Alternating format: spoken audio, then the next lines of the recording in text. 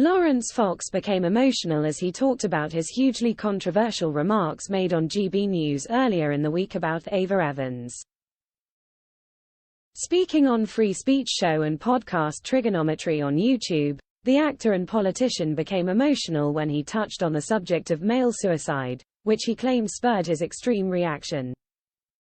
"I have friends who have died from male suicide," the 45-year-old argued. He continued, "And you don't see it coming," before becoming tearful as he added, "And I'm still angry about it. Don't do that. Don't go, oh, it's a cultural issue," or, "Shush, you never see it in men. I'm lucky I'm an emotional person and that is a story. And to belittle that is just shameful and disgusting, actually, and I could make an argument now that I'm riled up again, to say people like that are vile, disgusting people. But I can't do that." Konstantin Kisin and Francis Foster had interviewed Laurence following his lengthy video statement published to his Twitter on Thursday. It comes as Ofcom was flooded with complaints earlier this week when Laurence joined Dan Wootton Tonight on GB News and made vile remarks about Ava. At one point he asked, "Who would want to SG that?"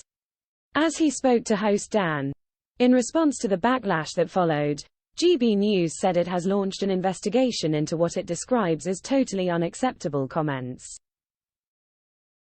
The 45-year-old, who was the leader of the Reclaim Party, made a string of misogynistic remarks about Ava, the political correspondent for online news site Joe. He claimed that no self-respecting man would like to climb into bed with that woman, ever. 2 days later he announced a statement would be released at 7 p.m., and he addressed the backlash in the video clip. "One of the things that we are looking at now is that GB News have opened themselves up for complete destruction, as far as I can tell, because they branded themselves as the home of free speech," Laurence argued. He continued, "Now, if you're the home of free speech, then they could easily have done is say, we think what Laurence said was appalling and reprehensible, but H has got the right to say it, it is his opinion. Could he have expressed it better? Yes, and, as I've said in this conversation with you, I could have expressed it better and I should have expressed it better." Express.co.uk has contacted GB News for comment on the statement.